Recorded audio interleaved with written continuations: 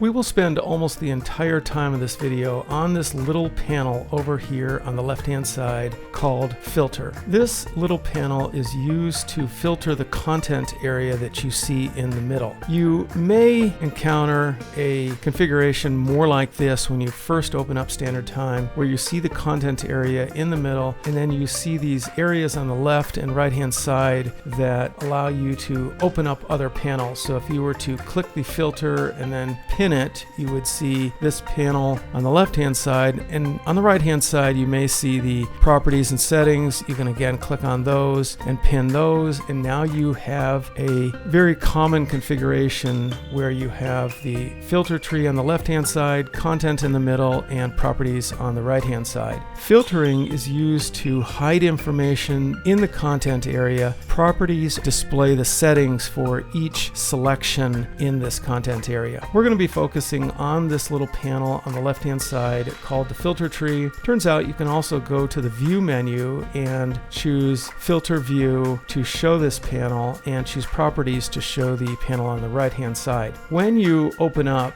an item in the filter tree, you can then click it to hide or focus on information on the content area. So let's just choose the last 3 days, and you notice that the content changes so that we are looking just at the records that occurred in the last 3 days. That's the purpose of filtering. It can get a little confusing if you forget that you've already filtered and then the records are all gone. This turns out to be one of the most frequent tech support incidents where people say, all my data is gone, I don't know where it is. Turns out when you go in, there are some filter choices here that have been selected that hide all the information that they are looking for. So they have in their mind what they want to see, but they are not filtering by that here. So you may see a red icon here to remove all the filtering. And when you click that, it'll go back to the default filtering, which is normally some sort of auto filtering. This is another tech support incident where people are unsure what auto filtering is. This is an attempt to hide records so that you aren't overloaded with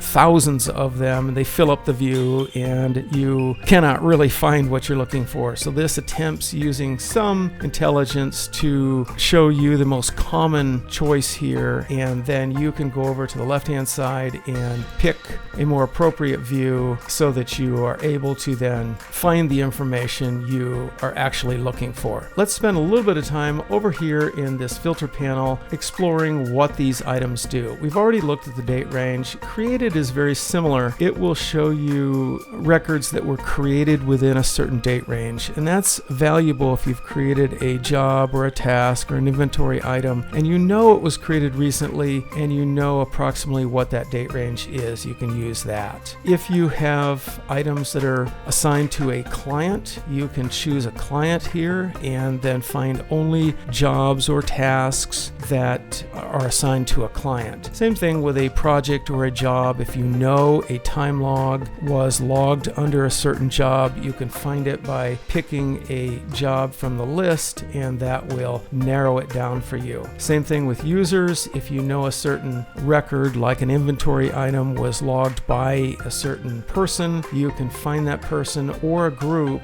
and find all the records for that person. Categories are typically the kinds of work you do. You can set those up on your own and filter by those. Active records might include jobs you are actively working on or have worked in the past and are now deactivated. Billing choices allow you to look at usually time log records that are billed or unbilled. Now it turns out you can combine everything that you see here so that the filter choices become very elaborate. Timers allow you to look at timers that are running or not running. Tasks may fall into a certain category of completion where they are a certain percentage completed or past due or uncompleted. If you've set up portfolios, which are a categorization of jobs or work orders, you can find work orders for a certain portfolio or category. And again, if you've set up roles for people, you can find work that has been performed by certain roles or people who are filling a role in the company. Again, maybe you've set up project managers and you can find jobs by project manager. You may have set up up assembly lines so that you have jobs that are being performed on an assembly line. You want to see all the jobs on that line, all the people working on that line, all the inventory that has been logged, or all the time that's been logged. Those are not coming up in this list unless you've set them up. Same thing with custom fields. You may have set up custom fields that you have custom data in. This will find all of that data and show you just the unique items here so that you can very quickly go find data based on custom fields. You may also find that standard time will limit the number of records because you just have so many of them, and this will allow you to stop filtering by that limit. Again, this is another choice for stopping standard time from applying default filtering. And then lastly, you may want to just search by ad hoc